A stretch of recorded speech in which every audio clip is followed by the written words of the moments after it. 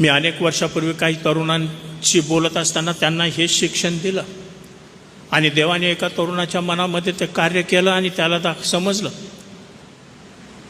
की तो त्याच्या लहान गावामध्ये त्यावेळेला असताना त्याने एका सायकलच्या दुकानातून काहीतरी चोरलं होतं. त्याची आठवण झाली त्याला. पवित्र आत्म्याने ते दाखवून दिलं.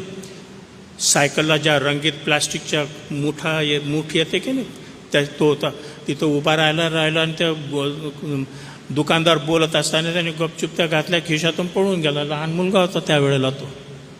पण देवाने पवित्र आत्म्याने त्याला ते दाखवलं की हे तू केलेलं आहे. तेव्हा तो पुन्हा गेला त्या गावखेड्यामध्ये, त्या माणसाला शोधून काढलं आणि त्याच्या हातामध्ये 300 रुपये दिले. व म्हणे हे असं मी त्यावेळेला केलं होतं बा म्हणे, बंधू माझी क्षमा करा म्हणे.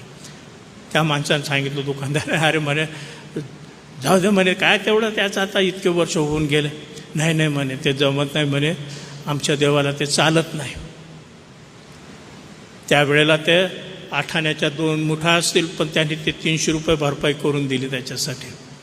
आणि त्याच्या शब्दामध्ये सांगितलं, त्याने जेव्हा ते आज्ञापालन केलं, there was a sweet peace in his heart. देवाची शांती.